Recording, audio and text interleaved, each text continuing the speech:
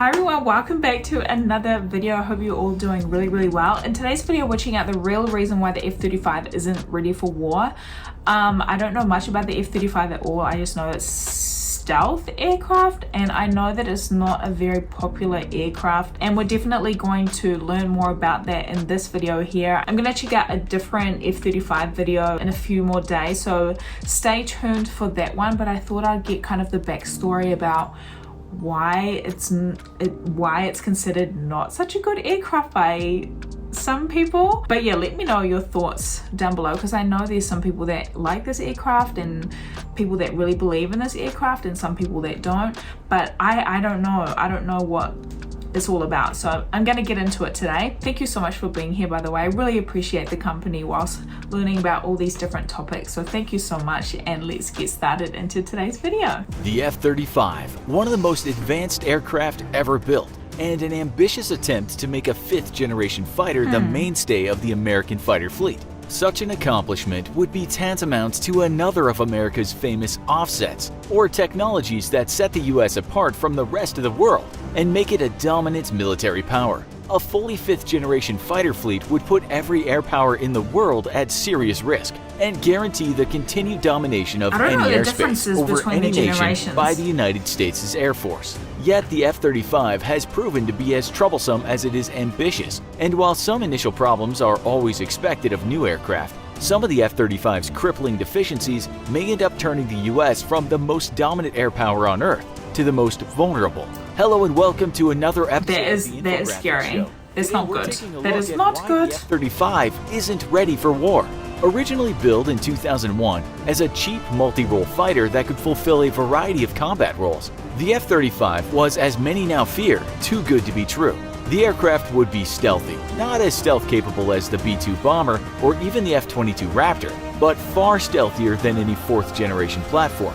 In a world with ever-improving anti-air defenses, vastly improving targeting computers, and more accurate radars, stealth was seen by the US Pentagon as the only way for a future fighter to remain survivable over hosile airspace. Wow. The F-35 would also be designed to fulfill various mission roles, including ground attack capabilities to support troops in need of air support, air-to-air superiority, amphibious assault, and electronic warfare. And it would do all these things for the incredibly cheap price tag of $38 million per plane. With the Air Force's F-15 Strike Eagle averaging a cost of $31.8 million, this price tag was a steal for Congress. Yet the F-35 is averaging $158.4 million per plane. And while that figure will inevitably drop as production moves to full rate, it is still way over cost and will never come close to the original $38 million price tag. Not only is the plane way overpriced, but despite some units achieving initial operational readiness status, the plane continues to severely underperform in several critical areas, such as availability and reliability, cyber vulnerability, and life expectancy. Perhaps even more troubling, the Director of Operational Test and Evaluation's 2018 report on the aircraft showed an incredible lack of transparency and absolutely no updates on crippling vulnerabilities identified in earlier annual reports. As a result, the American taxpayer is in the dark about the status of the most expensive weapons program in history. But about the only thing that is clear is that its much vaunted fifth-generation fighter is in no way ready for war. The most important measure of an aircraft's readiness for combat is its fully mission-capable rate, or the percentage of aircraft that have fully functional non-degraded vehicle systems such as flight controls and engine, electronic mission systems such as radar, electronic warfare systems and its computers, and weapons employment capabilities. In 2017, the F-35 had a 26% fully mission-capable rate across the entire fleet. Not entirely unexpected, as the aircraft was still very much in late stages of development. However, the 2018 Director of Operational Test and Evaluation's report failed to mention what readiness was across the entire fleet, leaving many to suspect that readiness has decreased rather than increased. So what exactly is wrong with the F-35? Or at least, what do we know that's wrong with it? The F-35 is armed with a 25mm gun for use in both close air support for ground troops and in dogfighting situations should the plane find itself in one. Yet the F-35's gun has famously not been able to shoot straight for years. In a ground attack role, strafing with a gun is preferred over missiles or bombs because guns are more accurate and less dangerous to friendly forces when used on enemy troops in close combat. or when civilians are in the area. Yet, while the Navy and Marine Corps' F-35s have had their guns fixed, the Air Force's F-35A still cannot shoot straight, and instead shoots long and to the right of targets when pilots aim using cues projected inside their helmets. Despite repeated attempts to patch this software bug over the last 2 years, the Air Force's F-35As still seem to be no closer to a fix, and will be banned from using their cannon in an in-ground attack role for the foreseeable future. Should an Air Force F-35A find itself in a dogfight scenario, the glitch may just prove fatal for the pilot.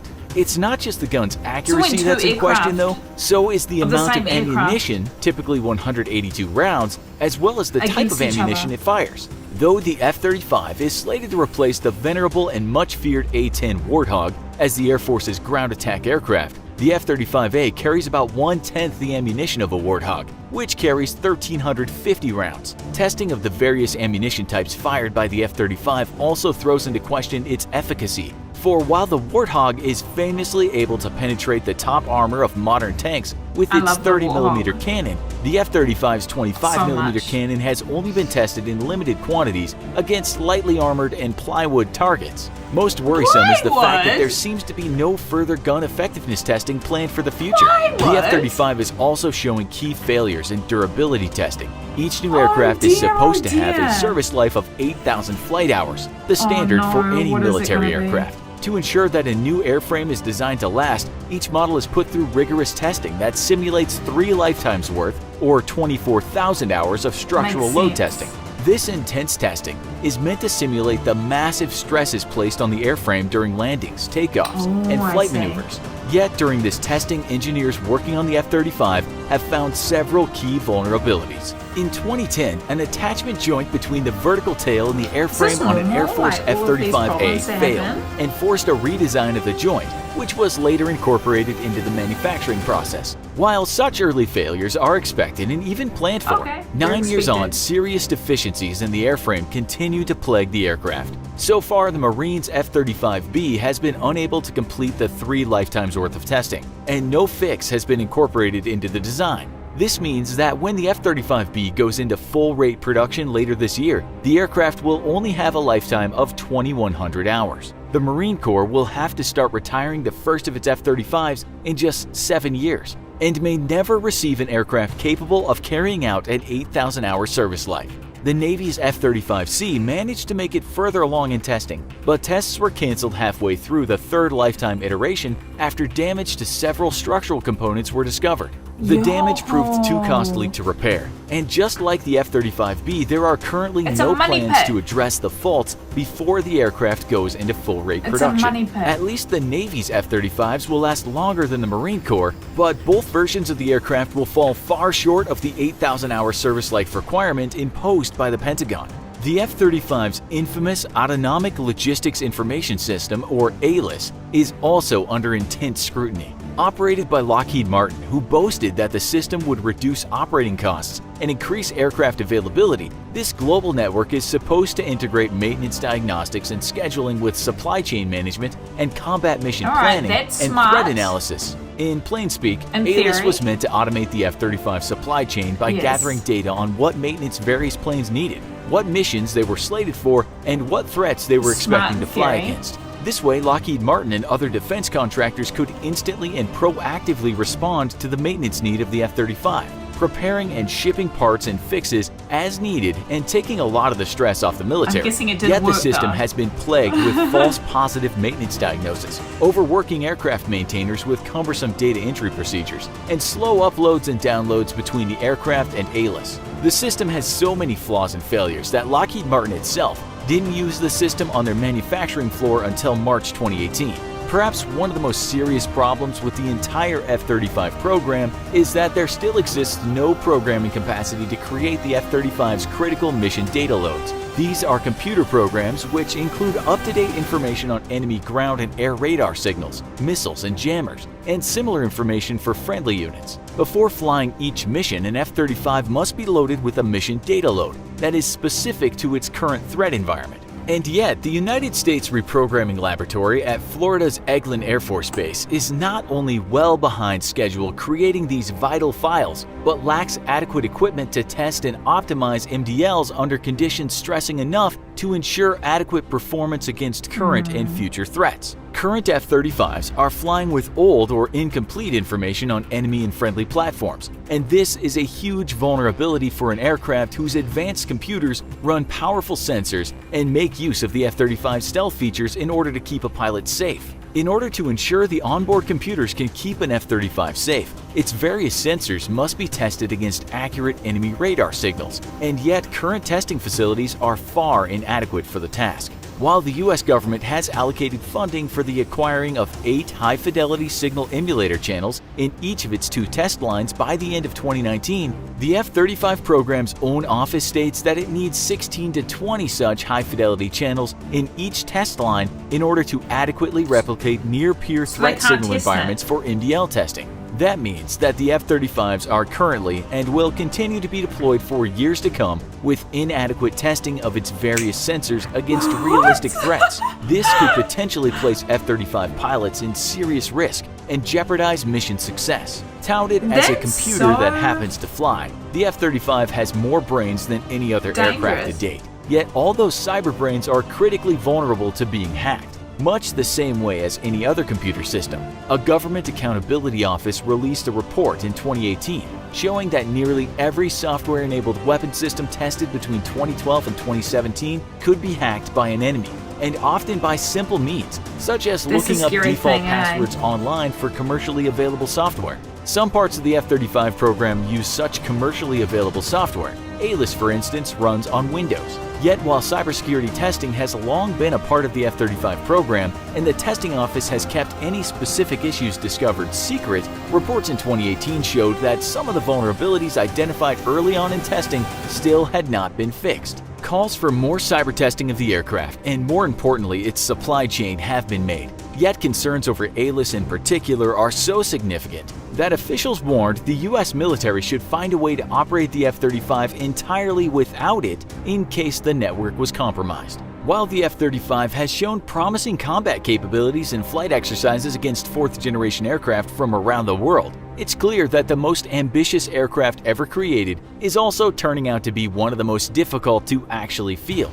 While these are no indication of how the aircraft will perform in 10 years' time, the F-35 is en route to one of the most troubled rollouts in military history, and some have already called into question the continued superiority of the United States' Air Forces, not just in the near term, but in the long term as well. Only time will tell how the F-35 performs in future conflicts, but what is clear is that after billions invested, the Pentagon is committed to making the aircraft a success. Should the entire F-35 program be canceled? Why or why not? Let us know in the comments. Also, be sure to check out our other video, US F-35 versus Russian Su-35 fighter jet. What do you guys think? Should the entire F-35 program be cancelled? From an outsider's perspective, who just watched this video and that's all I really know about it, is that there's so many issues. And also, I can't help but keep going back to the fact that I don't know who promised such a low price tag, but it's completely ballooned. It's completely ballooned with false promises and mistakes and unable to test certain aspects of it. It seems kind of like a disaster, and it still doesn't work properly. And the fact that pilots are going up and they're potentially in danger. Oh, Jay, it just doesn't sound good from this video, hey? It just doesn't sound good from this video. But of course, this is just one side of the F-35. Fingers crossed, because I'm gonna check out another F-35 video, and I think it's more of a maybe that looks at the more positive side of the aircraft and the more capable side of the aircraft. And in the perfect world, I guess that's what we want for it to be able to do after testing and fixing the issues. Hopefully, this is a lot of money. As I was watching this video and listening to all of the problems that was going on, I just couldn't help but think, oh my gosh, I cannot even imagine how much money goes into this, and it's just one problem after the other. But I don't know much about the aircraft in the first place, so it seems like it is designed to be I guess a next generation aircraft. I'm not really sure what that means, but it's like the next level. It's like very, very capable and very, very useful in theory. So I guess the American government or the military really believes in this aircraft, and they believe that it's worth putting all of this money into. So what do you guys think? I did see a comment here that they should have put the money towards the F-22 instead.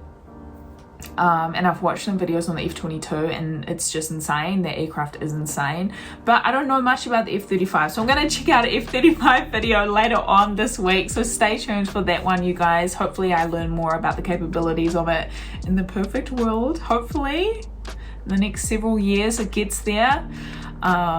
We'll see. But guys, thank you so much for watching today's video. I love the infographics channel. I'm gonna leave the original video down below. They have amazing videos on there. I love it. They just have such good topics, and they explain subjects and topics so well, like easy to understand information, and it just spells everything out really well. So if you want to go check them out, I'm sure you already know about them. They're a big channel here on YouTube, but I thought I'd just go shout them out just in case you don't know about them. Obviously they did this video here, and we love watching the videos here on this channel. But guys, thank you so much for watching. Subscribe to the channel if you want to check out the F-35 video later on this week as well. I love you guys, and I'll see you all in my next video. Bye guys. Tell me what I want, just keep searching on, it's never enough, call back the call.